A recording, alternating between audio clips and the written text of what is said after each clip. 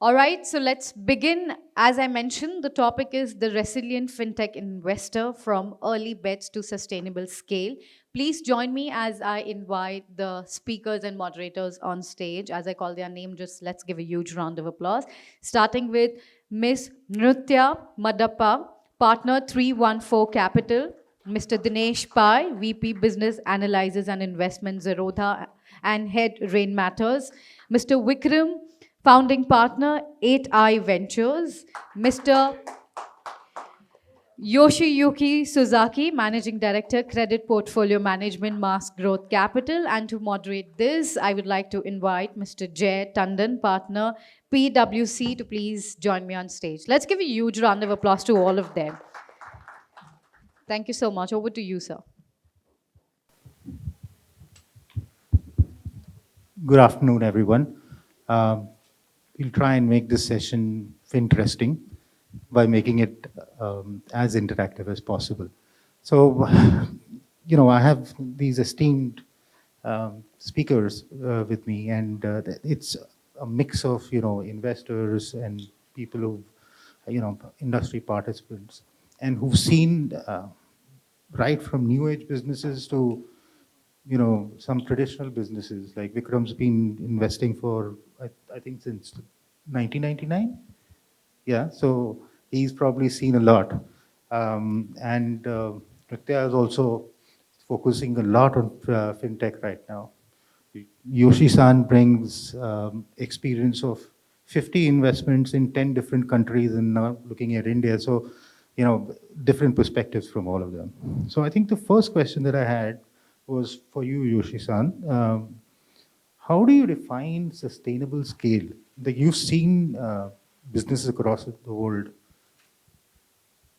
Thank you, Jay. In terms of sustainable scale, so let me try to give that investor's perspective because I'm involved in a private debt fund based in Singapore. It's a joint venture between MFG, the largest Japanese bank, and Liquidity Capital, Israel tech company. They are having kind of AI-driven credit model and technology. So we have currently around 30 portfolio names on a global basis. And that's spread across APAC region, European region, and the Middle Eastern region. So, generally speaking, most portfolio names maintain growth momentum. But on the other hand, the revenue growth rate have come down recently. So let's say previously it was around 50% year-on-year basis as of 5 years ago. But currently, on average, 20 to 30% range, right? I don't have any single reason behind it, but it may be due to kind of market saturation with startup companies, growth area getting more specific. So because on the back of this backdrop, a lot of startup companies, including mass portfolio names, prioritizing profitability rather than rapid growth. So in order for us to meet this kind of needs on our client, must try to provide a longer interest-only repayment period when we provide that facility to our client. So it used to be in the range of 6 to 8 months previously, a few years ago, but these days we provide 12 months or even longer interest-only repayment period. So in that sense, we continue to support our client on as much as possible. So, yeah. Dinesh, would love to hear your flip side. No, I think he's just said a phrase, responsibility to his customers. I think with sustainable scale, obviously at Zerodha, I think we were just talking, I think the regulations have kept pace with the business to say. Obviously, I think everything goes back to just being realist. I think all of us need to understand where a business is going. If you look at trading derivatives, etc., it's a great example. A lot of customers were obviously losing money, and we obviously knew that regulations are coming. As a startup, I think every time we speak to fintechs, for us, one of the advice we have is if you see something going wrong and if you see there's a regulatory loophole, please know that it's going to be closed not tomorrow, maybe day after or the week after. but it's going to be closed. Like it's not going to shut open, or it's not going to stay open forever. So I think building a sustainable business, like you asked, I think it's more about just being rooted in realism. One, also knowing that you can't keep raising money forever. I think obviously all of us are, some of us are investors. I think we'd love for startups to keep coming back to us and in raising money. But I, for one, keep telling our startups, please don't be in that situation of having to raise money forever. Sure, you got to, when you're starting out, I think you got to look at growth and whatever. But we were at a dinner yesterday, and our CTO was answering questions on how we are looking at growth, and somebody said, hey, how do we grow faster? And the only thing was, who's saying you got to grow faster? I think some of these startups can grow slower as well. If you're in financial services, trust is everything. You're building for India. The tier one say market is saturated, like he again pointed out. So maybe tier two, tier three will need people to go deeper, understand nuances. Somebody's going to an ATM machine. You'll probably have to figure what's going to happen if he enters one extra zero. Like, does he know how to delete that extra zero? The money comes out, what is he going to do? So I think it's that simple use cases. If people are figuring out and are able to plan and build products for that for the longer run. And the second point is, in India, if you're going to build a business, it's got to be a 10 to 15-year business. While the VC model is 7-8 years, sure, it's worked so far.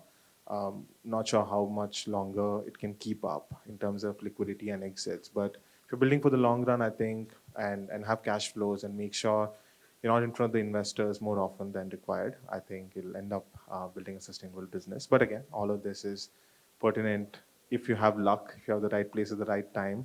So a lot of moving parts. If there are any students here who want to do entrepreneurship, and if you're doing well in school, please study and then do entrepreneurship. Because some of those edge cases, I think people really highlight and say somebody dropped out and built a startup, but nobody really points out the other 1,000 people who never made it. So yeah. Very interesting. Vikram, you've been investing since 1999. Okay. You've seen multiple ups and downs in terms of cycles of capital markets, of M&A, of growth capital. What's your current thinking in terms of, what is a viable way you can help promoters go either for M&A or IPOs? See, I think speaking specifically for venture, India possibly is the most exciting market for venture capital because the bar for IPO, revenue-wise, EBITDA-wise, is actually quite low, right? If you're a US company, nobody's even going to look at you unless you have about $500 million in revenue. Forget about the EBITDA aspect. In India, you have 25, 30 million in EBITDA, you'll get $1 billion valuation. So generally, what we look at is when we see companies, can we get them to about $100 million run rate? And I'm very happy to say that when we look at our portfolio, we've got at least 5 companies in the last 6 years that we've backed, which are on track or already crossed 100 million. So first of all, I would say that there is a fallacy amongst a lot of investors also that India is a small market. You have to know how to sell. If you try and sell software traditionally, so what is the definition of SaaS, software as a subscription model? Is India a subscription country? India is a 95% prepaid country. So please don't bring your US model and try and stuff it down the customer's throats. India is an outcome-based country. So you see businesses which are in payments, for example, in Fintech, businesses which are in lending, you look at online advertising models. These are massively scalable models. So we've seen only, like our founders, the ones who really succeeded are those who understood the customer needs, aligned their business goals with the customers, and have grown incredibly well. So I think those kind of companies we've seen scaling very, very quickly, and we seeded M2P, went from about 1 million and change to 80 million run rate in 2.5 years. Right? Of course, the regulatory change happened, all of those things happened, but similarly, we've taken a lot of unobvious bets, where we saw a founder was very, very focused in terms of what is the problem set of the market itself. So I think that India is a gift that keeps giving. So from my perspective, there is no better time. I think, look, there's about 2 trillion market cap to be created, right? That's all for the taking. So the question I keep asking myself is that what's a $100 billion company going to look like, and do we have a shot at seeding them? But I'm sure other people have other things to say. Okay, now interesting. I think I was for once thinking that you're going to talk about the Yamaha showroom IPO, which happened last year. But yeah. You want me to talk about the same thing? Okay. So India, unfortunately, is not a very active M&A market, and that's for varied reasons. One a very funny anecdote that I have is that I was talking to a large Fortune 50 player, and they were very surprised by the quality of assets that existed in India, and then they said they got nearly close to investing in one of them, but then the board shut it down because it was just too difficult a time zone to show up to the board meetings, right? So I'm not even kidding. I wish I was making this up. So I think increasingly the world, global players are taking note of really fantastic M&A opportunities in India, but that still is quite a nascent market. Indian companies themselves, there are incredible large listed assets that are now also scouting and very actively doing M&A in a very value accretive way, as opposed to how can I get this price down, squeeze this company and buy it for cents on the dollar, which has been a very India way of M&A for a very long time, right?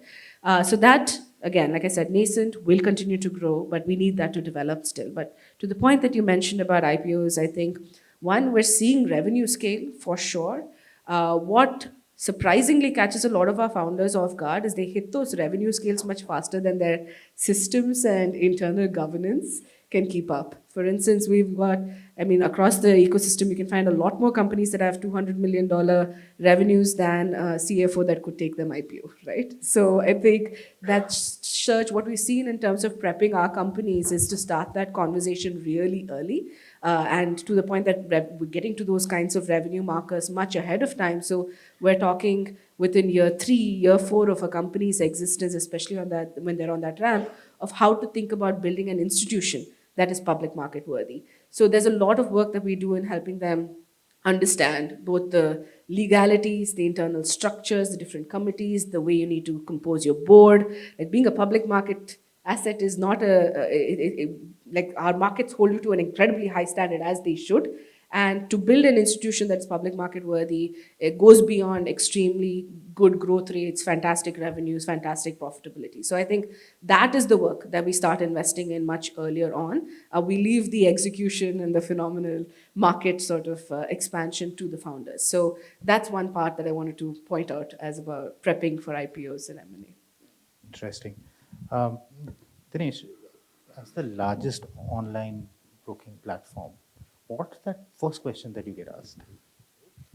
Just before that, I think Vikram and Nruthya just spoke about two things that I keep talking about to everybody here who's trying to build a startup. Vikram said unconventional idea. I think anybody here building out the next idea, please listen to him. He's only betting on unconventional ideas. I think all of us here are probably doing that. So taking away something from this 45 minutes, I think it should be that. Also, I think she said, please prepare for being a public company. I don't think you should wait for any of us to come to you and say, be a public company. I think it has to be from day one. If you're taking care of the risk, taking care of your people, how you're paying salaries, how you're doing related party transactions, all of it should be clean from day one. Because if you're not doing it, and if you're waiting for an investor to come and tell you, oh, you got to do it a certain way, I think probably it's not the right way to build a business in India. So I'm saying if you're taking away something from this panel, it's got to be that. Before I get on to the question, so there are a couple of questions we get asked. I think obviously why we're not a public company, why we're not IPOing. I think everybody's saying it's a great market to IPO, so why is Zerodha not IPOing? And the other question is, we're a very small team. We're a 1,000-member team. We were 700 in 2016, so we are about 3 million customers. We're at 16 million customers today. We're at 1,100. Obviously, we have not grown as much compared to our customers, but it's because we like to keep our team smaller, close-knit. All of us wear multiple hats. I spend a lot of time on the business. I do a lot of time on the investments. It's by design. So I think that's the one question that we get asked, saying, why is it that teams are getting to do a lot of different things? It's because we all like doing different things in life, and there's got to be some change. I think monotony is probably killer of creativity. I think startups really show that. And why we're not public, I think Nitin's kind of spoken about it very often as well. It's very difficult to predict market cycles in India, especially for a broking firm. And you're seeing that happen over the next year. I think you'll see it happen. So I think, it's very difficult to then tell a shareholder why, revenue of a company can't keep up his expectations while everybody is projecting all the way up, right? I think we see all the startup decks. My first question is, why is it all the way up? Why don't I see one dip? Because you must be expecting some dips, but so broking firm is very difficult to predict revenues, especially for the next couple of years. So that's why we're not a public company. That's why no IPO. But we're a very small team because we like to keep it that way. Oh, so just one follow on from that, like, patient capital versus, fast growth. Um, what is your philosophy? What are you seeing? Right. So I think we've been very clear. I think there's no one size fits all. Obviously, we've seen different kind of businesses take different kind of routes to be very successful in India. What we are seeing is, the Zerodha way of growing is probably doing the right things and making sure you're taking those tiny steps towards becoming better year on year. And you don't have to really worry about what the competition's doing, right? Like in 2021, I think while everybody was telling people, why don't you go raise and shore up capital, etc., you're telling our startup saying, why don't you see what's happening within your company before you look at competition, saying, XYZ is raising more money, so should I raise more money? Shouldn't be the question. I have X amount of runway. What can I do to prolong that should be the question. So if the answer is to raise more money because the company needs it, then so be it. But competition is raising money shouldn't be the reason why you're raising money. So I think we're seeing patient capital. Like I said, we need 10 to 15 years to build a successful business in India. Vikram probably will elaborate on it. I'm sure he's seen those multiple cycles of 2 decades to say that all of the companies that he's probably invested in are probably now today phenomenal businesses. And it's taken a long time. And Zerodha is a 25-year story, by the way. While the company is 2010 founded, Nitin started way back in 2000. So it's a 25-year story, which people easily forget. They only remember 2015 to 2025 and say, oh, in 10 years, they've made it. So I think some of those things, I think we have to really keep in mind. I was traveling to Bombay I think on Monday. We were here Sunday. I don't know. So 3 days ago, and there were a couple of founders on the flight, and I was just speaking to them, and they were just asking us, "What's the next big idea?"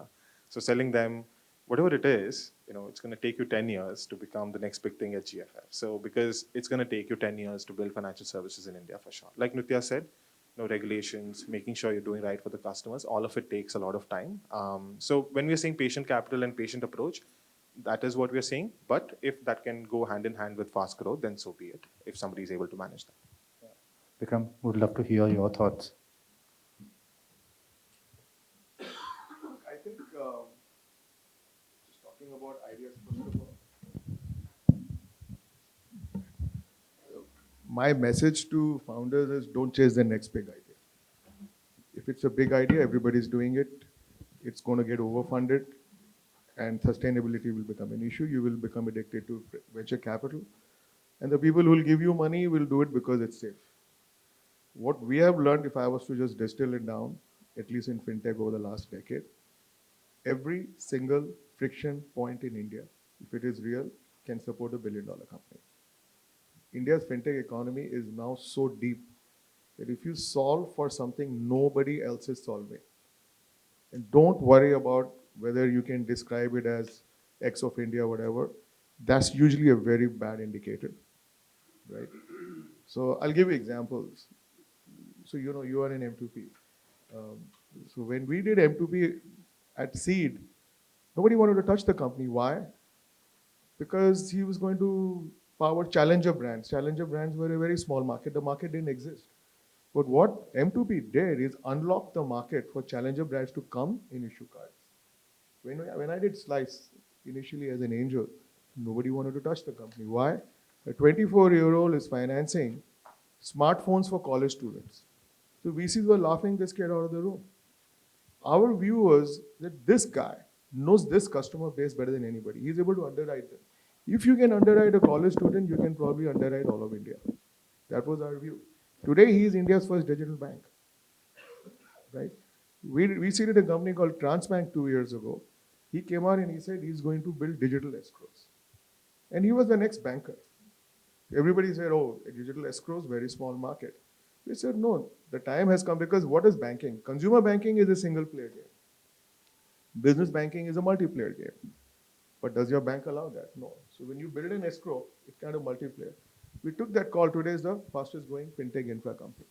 What are we doing? All we're doing is we are actually believing founders. We are not investing in them. So I would always urge all the founders here, and if there are other investors as well, to try and believe in the founder, right? Try and believe in the problem set. The problem set is way more important than the solution. The solution is like the first draft of an essay. You know where you're going, but it's never going to be perfect, right? So I think we are starting to see more and more investors coming in, take these calls, and I think that's why Indian fintech remains such an exciting opportunity. Yoshi-san, you do credit. So that's a very different perspective from what Vikram does and what Nithya does. How do you see, traditional B2B banking and B2C banking supporting fintech businesses? Is it about collaboration, or is it about, that you see them as incumbents? Yeah, thank you. I believe in the synergy between fintech companies and traditional financial large incumbents. And yeah, any kind of collaborative initiative is promising from my perspective. Actually, I understand that quite a few fintech companies are trying to take a collaborative approach rather than simply to disrupt incumbents. And yeah, recently came across some good example in different countries. And one is the e-commerce lending platform that are supporting working capital requirement of a lot of e-commerce merchant made in China. The lending platform is based in Hong Kong anyway. And yeah, these players providing a kind of free digital-based lending services to e-commerce merchants. So in collaboration with large payment gateway companies such as Amazon, Shopee, Lazada, and also in collaboration with large international banks who provides financing to that kind of businesses. And also another example is online credit card provider in Indonesia that is also collaborating with local banks who are providing financing to that kind of businesses. So these players, I understand, are doing well on the back of fully digital-based operation and also data-driven credit model. Then they are essentially addressing pain points of large financial incumbents stemming from their relatively rigid operating model and also risk appetite and sometimes regulatory issues. So yeah, with that kind of example, I believe that any partnership between fintech companies and large financial incumbents are promising. Yeah. Just a follow-on question there. 50 investments, 10 different countries, all at different stages. Where do you think we are in the journey right now? In the sense, are we talking a mile wide or a mile deep in terms of the services that they're offering? Yeah. Perhaps the mass gross capital, which is my company, can be defined as kind of fintech company because we are trying to lend to startup companies by making use of AI-driven credit model. So we already have a mile deep in startup lending with around 50 to 60 portfolio names on an accumulated basis over that's 5 years. Spread across APAC, Europe, and the Middle East region. So in that sense, we already have my deep.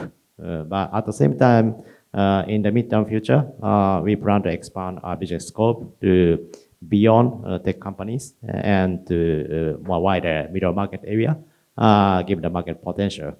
But as middle market area is quite broad, we are trying to sharpen our new business strategy. What kind of middle market company we should support, what kind of structure, transaction we should pursue.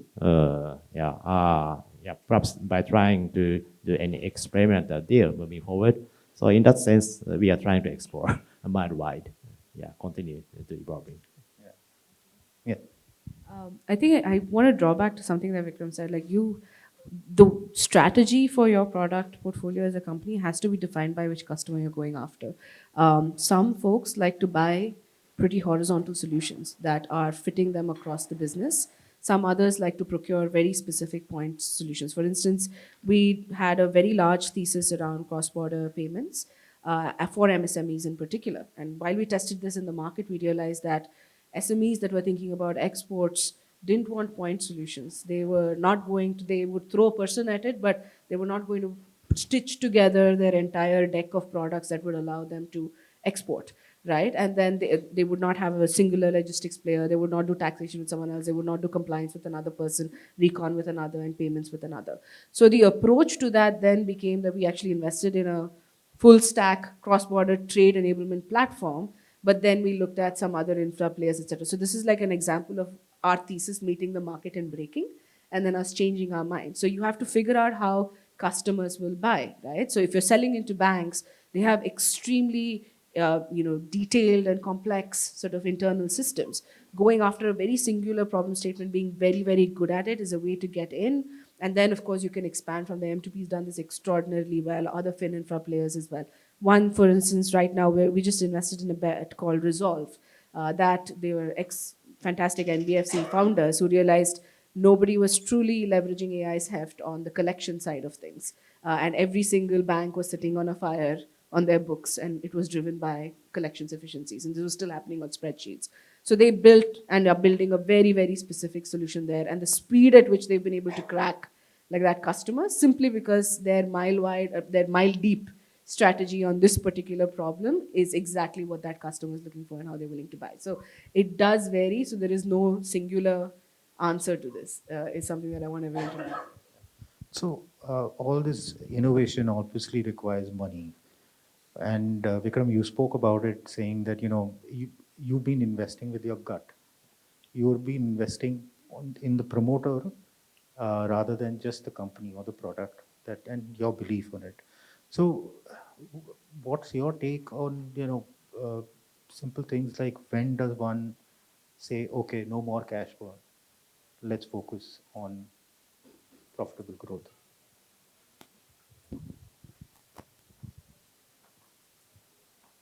I've not had that problem. I'll be very honest. So so I'm a small fund. So I'm not going to enter into a cash burning match. Okay. So I have a bias towards fintech infra, where you have to spend heavily for the first 2 years to build it out. Right? So that's not cash burn, that's actually investing. And then you start to see the results. So typically what we try to see a typical company, if I'm taking a high conviction seed bet, you will have some early customers, which means that somebody has validated what you are building, right? And also the DNA of the founder we like to see is that we don't, see fintech infra, and I believe even in India today, you don't need a lot of capital to get going off the ground. In fact, I think if you give a large check at the beginning, it just imbues bad habits. That is the reality, right? So yes, talent is expensive, all of that. So you should get a really good co-founding team that takes care of it. So if you don't have a CTO and you want to pay 1 crore a year for your CTO, right? That's a problem you started with. I'm not buying into that problem. So far, generally, we haven't really seen that. Yes, we've had some companies which scaled at some point, raised a lot of money, started to deploy. They've all calibrated well. In fact, I'll tell you, I was a founder during the dot-com boom in bust days. And I was quite worried when to the 2021, the crash happened. How will our founders behave? The pivot to profit has been so fast and so effective that I'm actually blown away by the Indian founders. So they don't get enough credit. The media loves to tear these guys down. They can't stop talking about, the bad actors who were there. They're not looking at all of these companies which were burning cash, which pivoted. Because fundamentally, look, why do we value internet companies highly? Because their business model is very profitable. The marginal cost of servicing another customer tends to zero, like purely, especially in a digital business, right? So if you sort of, readjust the levers of your business, you will get profitable. So one, I found that, in general in India, we haven't seen too much of that problem. And second, I think, that's pretty much kind of in the background. Now looking ahead, obviously everybody's burning money in AI outside India. The AI wave doesn't seem to have caught on so far. So I don't worry too much about that. So I think my net answer on this is that the media talks a lot about this. It's not as bad as it is. That's my sense. So, Nithya, this one's for you. You know, there are so many, and we were talking about it, and I think we had a very healthy and long conversation on all these digital frauds, UPI scams that are happening, identity thefts. Like, how do you, as investor, you know, viewing this? What are you guiding your companies to do, and helping them build out? Because you're, you know, have access to many of these, so the best practices. Yeah, I think less on what our companies to do, but the kinds of opportunities this opens up for us as investors. So frauds and scams have been happening for time immemorial, like from your Nigerian princes writing into you over email to like there is it just adapts. The thing that has happened right now is accessing somebody digitally, accessing their information, making it really sophisticated, making it super tailored to a point where you're not able to see through the scam as easily is just infinitely easier, especially with deploying AI across this entire landscape. So, what is the need of the day, and we're seeing some really fantastic companies emerge globally, is how to fight AI-led fraud with AI, right? So we're seeing some really impressive stuff that's again sold directly into the banks. There are layers that are being embedded across PSPs. There's like at every single point that they could potentially stop this fraud. There are really fantastic solutions being built, and this is a very active thesis that investing is happening globally for. So I think as far as what we tell our companies, I think this is a part of good governance. They're extraordinarily well built internally as far as their infrastructure is concerned and guidelines, etc. So this is part of doing business. So to the point that I made, scams of all kinds have always been around for time immemorial. Figuring out how to be able to catch bad actors and ensure that, like, nothing materially happens to the business is something that's again a part of Indian, I think, company DNA or company DNA globally. So there's nothing brand new besides just again alerting to different types of scams, etc., and rethinking what kinds of audits we do on our own infrastructure across our companies. But yeah. Dinesh, would love to hear the other side of it. so, uh, so just context. Me and Nruthya were just having like a debate on what is the right way to kind of look at scams, and I think my view is awareness and education has to play a larger part in making sure everybody around us, like I don't think we can go to everybody and say we'll just educate everybody about scams and nothing's going to happen. That's difficult, but everybody who's around you, I think we all can make a proactive attempt to say please be aware of some of these things. But for companies, we've obviously shared examples. I think just to give you, like I was talking about with the one example, 2023 we figured all the scams, all the email scams that were happening where people are getting control of email boxes were from Rediff. And we put out a note to all of our customers saying, if you're on Rediff, you shift, or we're not going to allow you to transact. And it's a very small example, but these are the small things that you got to pick up. And as a founder, it might be tempting to say, why should I go bother tell a customer to change his email? Like, why should he change? But I think some of these small things go a long way. Since then, our scams and frauds have really dropped. I mean, we put out a note, last week, I think in a blog, and you can see the results. I think, it doesn't really take a drastic step. I think it's just identifying, because if somebody in the team didn't notice that, all of these were Rediff email IDs, because when we're looking at a report of how much money was lost to scams, nobody's going to make it a point to say all of these clients had Rediff email IDs. But somebody in the team really had the mindset to say, oh, wait, you know what, there's a pattern here.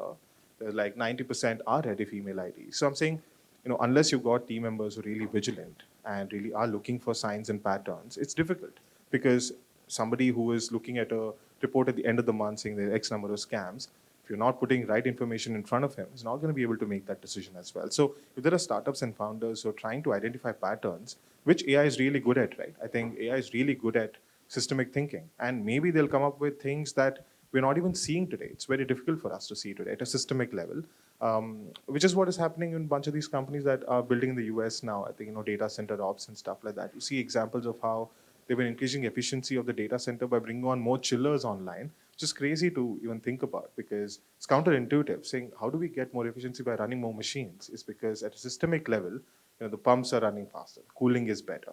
Like all of those things, it's difficult for us to probably identify. So AI really unlocks knowledge that we don't probably get to see today.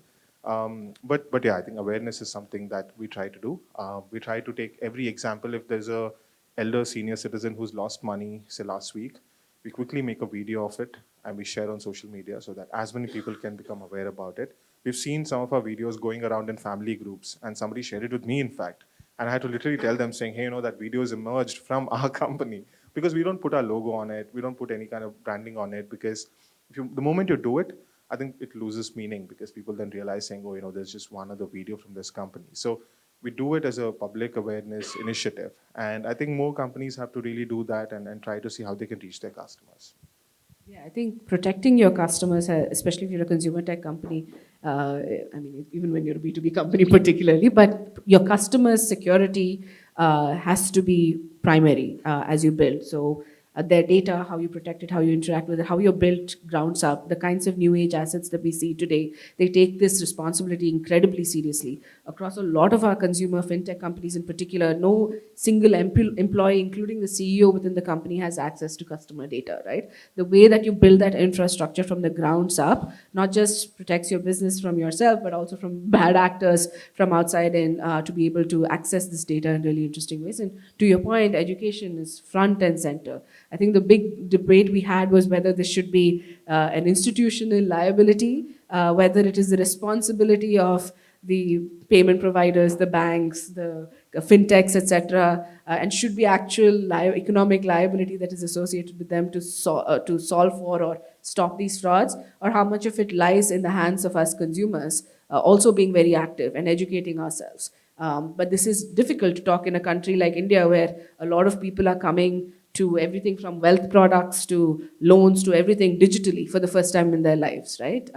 The ability to, and don't also fully understand a lot of the products that they're moving on to. So this was a broader question. I think I'm sure we're going to go into about how much should regulation have to handle versus how much responsibility rests with the platforms and the consumer. No, but can I just add one thing? I think she pointed out on access to data. So just a small example. We've got a few test accounts in Zerodha. So just to test out our products and transactions, etc. So we've got a test account that Nitin operates, right? Sometimes we release a new product and he's trying out, and he doesn't have access to anything on that account. Like he literally has to log a ticket and say, here's my account, can you please give me your details? Because if you got to look up the details of the account, the phone number, the email ID, nobody really has an access. And I'm telling Nitin himself, who's the CEO of the firm, doesn't really have access to details like that. And it's very important. I think people really need to hear this, because I think everybody thinks that in a company, maybe there's a layer of people who've got access to everything. We've got people coming to us and saying, oh, you must be looking at customer data and figuring out patterns and stuff like that. And I don't think that's happening in any of these companies. At least as far as financial services is concerned, I think if you're doing some of those things, you either disclose it to customers saying you're accessing their data, or you don't do it at all. So we take that stance because you will be found out at some point in time. And once you lose trust in financial services, there's no going back. Oh, agreed. Very valid points. Okay, let's move on to a slightly controversial topic.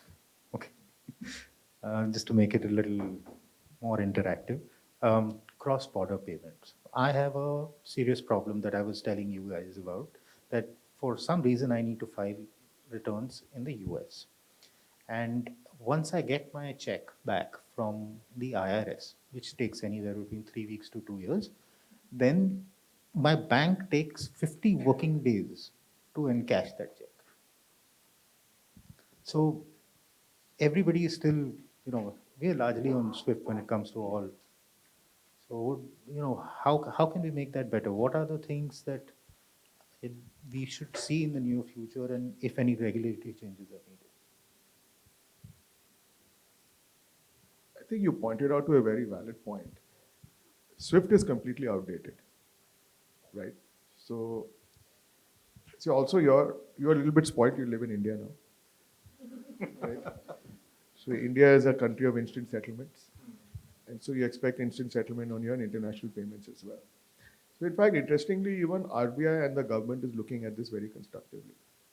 So as you know, we tried to launch a sovereign rupee coin, which didn't take off.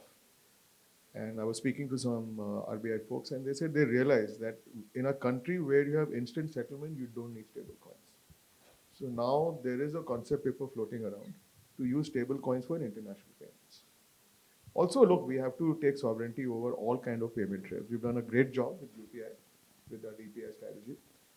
Now we have to basically make sure we have sovereign access and control over international payments as well. So I think some new protocols are likely to emerge. And I think those are going to be built around stablecoin, or whether the stablecoin is a rupee coin or something else, or a USD coin, it's not clear. But everybody is thinking in this direction. And also look at the remittances that are happening, right? India is a beneficiary of massive remittances, and this is important for everybody. So I don't know exactly the architecture. Maybe you may know a little bit better than I do there. But this is coming down the pike from what I understand. Where do you see the next, or rather white spaces when it comes to AI and fintech? Traditionally in India, it's all been lending focused till now. Where do you see that coming in? You want me to answer? Sure. So I think that, look, we don't try to divine the near-term future, right? It's a exercise in futility. We try to take a longish view. So 10 years ago, we took a view that the rupee will become cashless. And it seemed a little bit unobvious. So we bet on a lot of payment companies, which kind of worked out. As we look at the situation now, generally, if you see broader trends, new technologies get adopted by consumers, then shift to small business, then to enterprise. So we are very bullish on business banking getting better. So if you see consumer payments, consumer finance, world-class experience. The moment you open a business bank account, you're back to the bullock cart zone, right? So you're going to start to see a lot more innovation starting to happen there. Even if you see your current account, it is kind of built on the consumer banking stack. So that needs to get upgraded a lot. Second thing that we see is democratization of technology. So M2P again is an example. Hyperface is another example, where large banks have the budgets for very sophisticated systems, whether they are card issuing systems or core banking systems. Small banks cannot afford that, right? In fact, today, the funny thing is small banks' net worth requirement is 200 crores, which is less than 25 million. And your annual budget needs to be at least 10 million, IT budget. So how the hell will you manage, right? So you need homegrown companies to start building that kind of a stack. So you're starting to see some kind of a play there. So broadly, these are two areas how we're thinking about it. Obviously, we are looking at cross-border payments as well.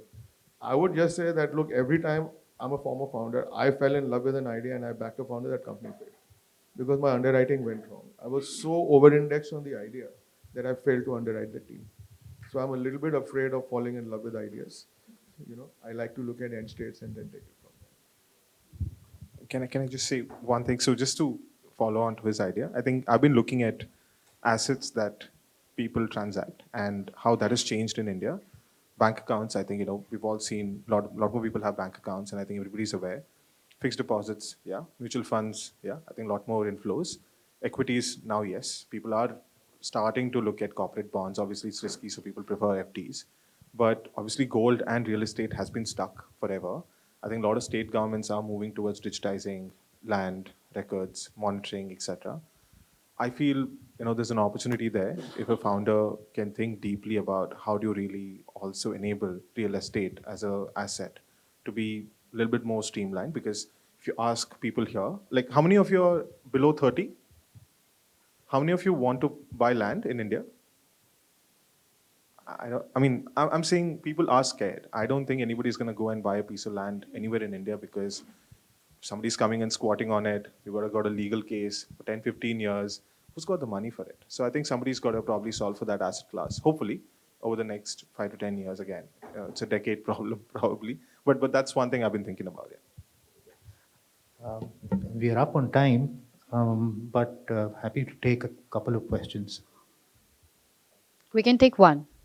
There are more hands for questions than real estate. Yeah. We can take one, so maybe you can choose. Hello everyone, I'm Ashish Kaushik. We are Lending IQ. We are building the world's best loan underwriter for SME loans.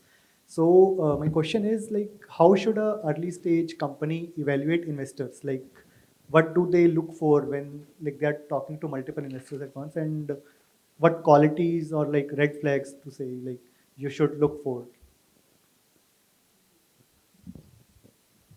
First of all, talk to all the investors at the same time. Run a Swayamvar. It's very important because investors do invest with FOMO. And what's going to happen is when you pitch for the first time, you may not get it right. So you may get judged, and somebody may talk about whether your pitch was great or not. So try to approach all the investors at the same time. Second is do your reference checks on these VCs. See the companies that you admire, reach out to those founders, ask them about their experience dealing with the VC. If they speak very highly, they will also sometimes, even on a blind connection, recommend and connect you. So I think that should be more than enough broadly. And then I think if a VC is moving too slow, then dump the VC because they don't have it. At seed, you decide pretty quickly. So if somebody's taking too long, they're not interested. Thank you. Thank you so much. So, ladies and gentlemen, we have a report launch.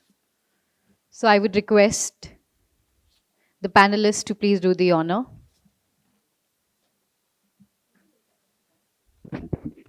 Test check.